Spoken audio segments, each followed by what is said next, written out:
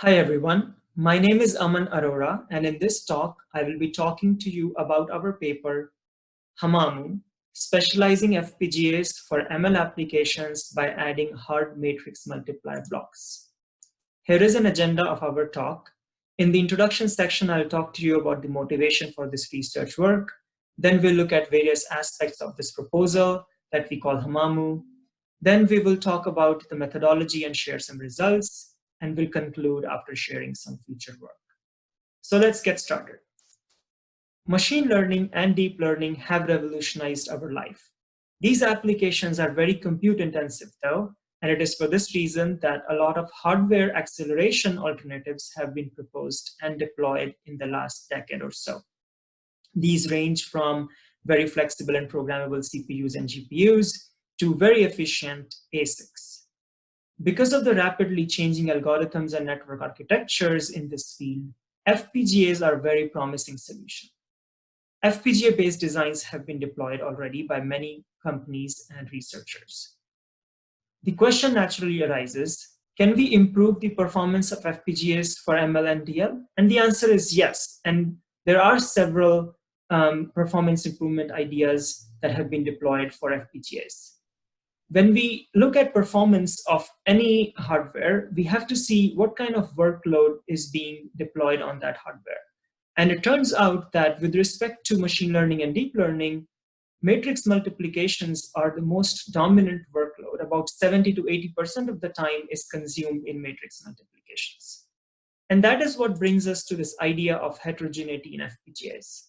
FPGAs traditionally consisted of logic blocks, which are these blue boxes here, and RAMs, which are these orange boxes interspersed with interconnect, switch boxes and connection boxes. But it was realized that the adders and multipliers that can be implemented using these logic blocks and interconnect do not perform very well, especially for high-performance computing applications. And it was for this reason that DSP slices were added to the FPGA fabric long time back. Today, we ask a similar question to ourselves. What if we add matrix multiplication units to the FPGA fabric? These are the ones that are shown in dark blue here. Why matrix multiplication units? Because when it comes to ML and DL, MACs are not good enough. The unit of computation is no longer a MAC. We always talk in terms of matrix multiplication. It is the answer to this question that we explore in this research work. So let's look into this proposal in a little more detail. We call this proposal Hamamu. It refers to adding hard matrix multiplier blocks that we call MATMULs to the FPGA fabric. Here is a diagrammatic representation of a modern FPGA that will contain hard matrix multiplier blocks. The reason we are adding these is threefold. One, we want to increase the compute density of the FPGA, that is flops per square millimeter. We want to reduce the overall silicon area required to implement a given layer on an FPGA. And also adding hard matrix multiplier blocks increases the frequencies because it reduces the dependence on logic blocks, DSPs, and interconnect. Now, when we want to add a block like a MATMUL block onto an FPGA, there are many questions to answer. What architecture should this MATMUL block be? How big should it be? In which form should we lay it out? What precision should the MATMUL support? In the next few slides, we will talk about each of these questions and see how we explore them. Let's start with the first one. What architecture should the MATMUL use? There are many ways of implementing a matrix multiplication unit. However, we chose systolic architecture. Systolic architectures have very interesting properties like high compute efficiency, reduced critical path delays because of near neighbor connections, and they also have symmetry, which lets us easily compose small MATMULs to do larger matrix multiplications. And this will come in handy as we will see a little bit later. On the left side, this picture is showing a 4x4 matrix multiplication unit implemented in a systolic fashion. There are 16 processing elements, each primarily consisting of a MAC. There are control units surrounding these PEs that interface with the RAMs on the FPGA to fetch data and align data to send into these processing elements. The next question is, how big should each matmul be? If we choose a larger sized matmul to put into the FPGA, then that means higher speed, less area for a given matrix multiplication that we have to perform. However, a larger matmul size also means more routing congestion and increased channel width. On the other hand, if the matmuls that we add to the FPGA are smaller in size, that means that we have less underutilization and fragmentation problems. Because when we have to compute a large matrix multiplication, we will split that work into smaller chunks, each work being handled by one matmul, and we will have less wasted work when we have small size matmuls. However, when we have to make a larger matrix multiplication operation, then we will connect these small matmuls using interconnect, and that will reduce the efficiency by increasing area and increasing the delays. So there is a trade-off between these two. In this work, we chose multiple sizes of matmuls and explored them, ranging from 2 by 2 to 16 by 16. The terminology that we use in this work is we refer to a matmul as an m by n by k matmul when it is multiplying a m by k matrix with a k by n matrix and resulting in an m by n matrix. In this work, because in most cases m was equal to n was equal to k, we just refer to them as 2 by 2 instead of 2 by 2 by 2, for example. All right. The next question is, how can we compose these matmuls to perform larger matrix multiplications? In general, in ML and DL applications, the multiplications that we have to perform are very large. So composition becomes necessary. There are two ways of doing composition. One is what we call parallel, and the other is systolic. A parallel composition is something like that is depicted on the left. For example, here an 8 by 8 matrix multiplication is being performed using 4 by 4 matmuls, and we can see that this requires 8 4 by 4 matmuls and 4 matrix adders. So it consumes a lot of extra area, but takes very little time. On the other hand, systolic composition combines or connects these individual matmuls into a larger matmul that is also systolic.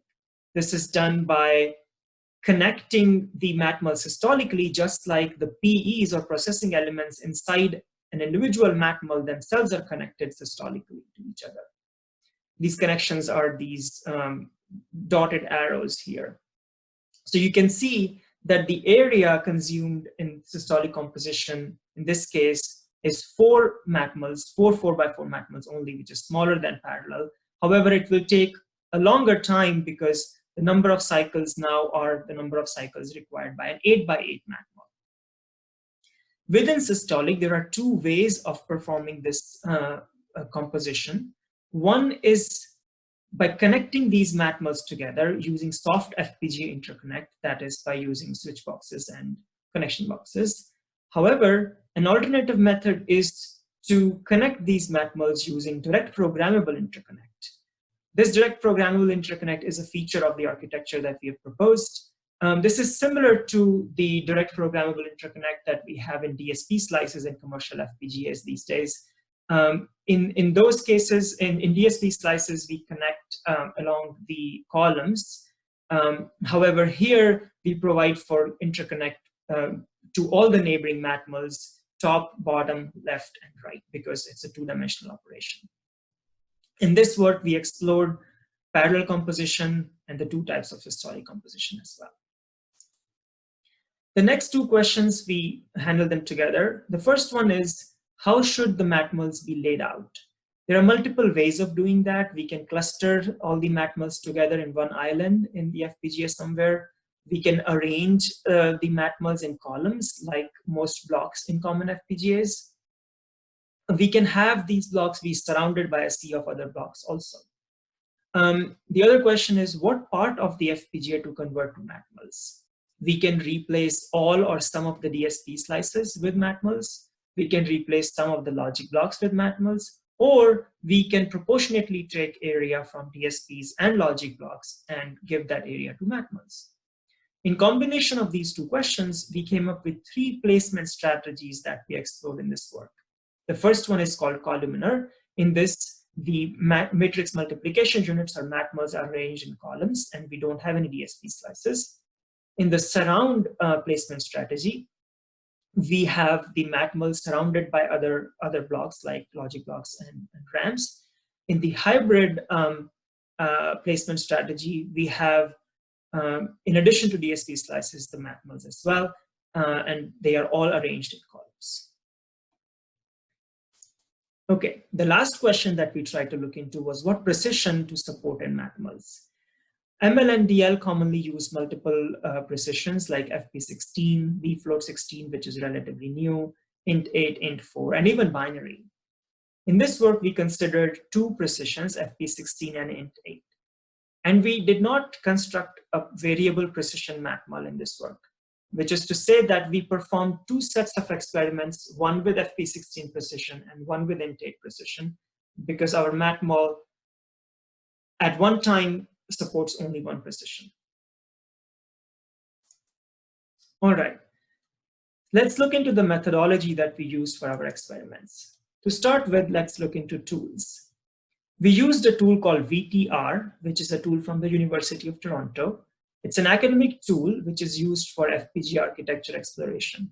What this tool does is that it takes an FPGA architecture description file and the Verilog benchmarking circuits or designs. It takes that design through synthesis, placement, and routing, and then it generates timing, area, and usage reports as if this design was being implemented on this hypothetical FPGA. And that gives the designer or the architect an idea of how good this architecture is, so they can tweak this architecture and then run this flow again and hopefully see better results in terms of area and timing. We also used Synopsys tools like VCS and Design Compiler for simulation and synthesis. Let's look at the two comparables in our experiments, the baseline and the proposed. Baseline is what we call regular FPGA or an FPGA with DSP slices. This was an FPGA which was an approximation of Intel Stratix 10 architecture. The DSP slice that was used in this architecture was a custom designed DSP slice with only 3 modes, multiplier mode, adder mode, and mat mode. And it only supported one precision at a time, just like our matmal. We did this to have an apple-to-apple comparison between baseline and proposed. We did not want to give any advantage to the baseline or to the proposed architectures. Also, this baseline architecture had a lower logic block to DSP ratio than most common commercial architectures. The proposed FPGA, which is the FPGA with matmals, had all the same parameters as the baseline, but in addition, we had matmals added to the FPGA architecture. The MAC block that we used inside the matmals was exactly same as the one that was used inside the DSP slices. We obtained timing and area by doing ASIC synthesis using Synopsys tools and adjusting them for placement and routing costs. We took some information from prior work about the geometry of these matmals that we used square geometry, about how the pins should be distributed, like along the parameter of the block, and so on. And the number of MAC units, that is the number of MACs in the DSPs and matmals combined, was the same as the baseline. So that was the constant between the baseline and proposed FPGAs. With respect to the benchmarks that we used, we had a two-pronged strategy. We started with with estimating layer level performance, a layer referring to a matrix multiplication layer or a gem layer in a network. For this, what we did was we created matrix multiplication designs of varying sizes from 4x4x4 to 64x64x64. This is different from the matmal size on the FPGA. This is the size of the design that is being implemented on the FPGA. So it's basically emulating gem layers in the networks. We hand-coded them and manually instantiated them and connected them. And then we used VTR simulations to obtain area, usage, and delay information. We took the results from these experiments and fed them into an analytical model to calculate the end-to-end performance For this part, we used 4 ML perf networks, ResNet, GNMT, Transformer, and Minigo. And we used the results from our experiments in this analytical model. Okay, let's look at some of the results that we obtained from these experiments now. The first set of results is showing benefits of hard matrix multiplier blocks, or MATMLs. On the left side, we see a graph where we have a design 16 by 16 by 16 implemented on the FPGA using different types of hardware. We can see that as we go from left to right, the frequency increases and the area decreases. And this shows that an FPGA with 4x4 matrix multipliers is closing the gap between an FPGA with DSP slices and an ASIC. On the right side, we have an FPGA with 4x4 MATMLs in the fabric, and we implemented various designs on this FPGA. We see that comparing an FPGA with MATMLs and an FPGA with DSP slices, we see the FPGA with MATMLs performing much better. For example, for a 64 by 64 design, we see that the gap between the area of an FPGA with MATMLs and FPGA with DSP slices is about 7.3x. So there is a 7.3x benefit in area and a 3.6x benefit in clock frequency. The area here is the green lines, and the frequency is the blue lines. So that shows us the benefit of hard MATMLs on an FPGA compared to an FPGA with DSP slices. This set of results is talking about different sizes of MATMLs. So in this case, we did two types of experiments. One was an experiment using a design that had high fragmentation problems. So here the design size is 35 by 35 by 35. As you can see, it is a non-power of 2 edge size of the multiplier, and therefore it did not divide well with the MATMLs that we have. So larger matrix multiplier blocks, MATMLs, had higher fragmentation problems and therefore lower utilization, and took very long time to do this multiplication. However, smaller MATMLs were better because of fragmentation. On the other hand, on the other side, we have a design that does not have any fragmentation issues. So you can see that the edge size is a power of 2, 32 by 32 by 32. And so all our MATML sizes easily divided the edge size of the other. So there was no fragmentation. We can see that as we increase the size of the MATML on the FPGA, this design that is overlaid onto the FPGA 32 by 32 by 32, it performs better with larger MATMLs because the area and delay product is decreasing.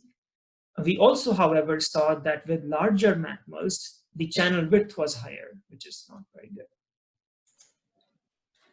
Now let's look at the benefit of systolic composition and direct interconnect. As we expected, parallel composition takes much less time but a lot of extra area compared to systolic composition. Within systolic composition, we tried to see the benefit of direct interconnect and no direct interconnect. We could see up to 15% benefit. The benefit depended on which placement strategy was used, because in columnar placement, the MATMLs are close together, not so much close together in surround, and therefore the benefit of direct interconnect changes. This is showing the result of comparing various placement strategies, the columnar, hybrid, and surround. We looked at area, frequency, and channel width with these 3 placement strategies for various design sizes for a given MATML size 4 by 4 by 4. We could see that columnar was fastest and best performing in general because it is a very ML-specific resource mix. However, hybrid, which is a more versatile resource mix, was not far behind. You can see that the area taken by hybrid was slightly higher, frequency was slightly lower, but channel width was lesser, which is the advantage. Here are the end-to-end benefits of state-of-the-art ML perf networks. We did forward pass only experiments, and we considered two batch sizes, batch size equal to 1, which is reflecting the inference use case, and batch size equal to 128, which is for the training use case. On an average, we saw a benefit of about 3.9x when using columnar placement strategy. With hybrid placement, the benefit was 2.8x, which is also very high, and with surrounded was 2.6x. So that's all about the results. Let's now look at the future work. We have done a lot of experiments in this work, but we still have more work to do. We want to try out a variable precision matmul, which can support multiple precisions at the same time. We want to study the impact of adding matmuls to non-ML applications and how we can reduce that impact. That is very important as well. So let's conclude this discussion. In this research work, we proposed adding hard matrix multiplier to FPGAs to close the gap between ASICs and FPGAs for ML and AI applications. We studied adding these matmuls and different aspects of them, like different sizes, different placement strategies, etc. We saw a benefit of about 3.9x, compared to an FPGA with DSP slices, the baseline, on ML-perf networks. And we believe that these changes, given the abundance of ML applications, implementing these changes is a cost worth paying. We can create ML specialized FPGAs that will make ML and DL applications run faster on FPGAs. That's all. Thank you everyone for your attention. Thanks a lot for your time.